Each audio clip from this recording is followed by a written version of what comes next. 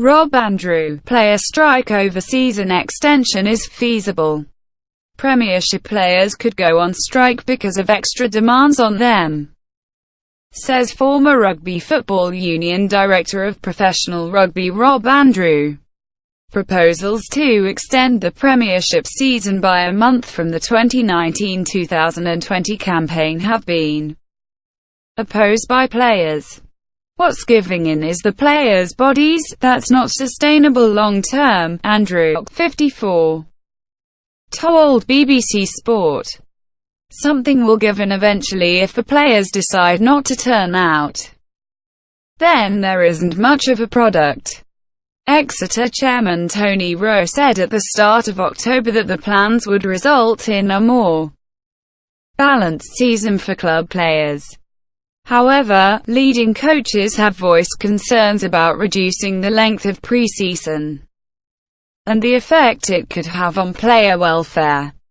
We're trying to fit too much in with the same players being asked to repeat over and over again in a very demanding sport, added Andrew, who was director of professional rugby with the RFU from 2011 to 2016. I think the players will have a big say over the next 12 to 18 months to try to find this holy grail.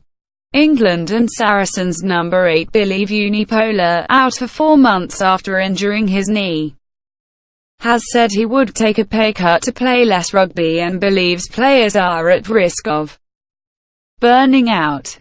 Analysis: Chris Jones, BBC Radio 5 Live Rugby Union commentator.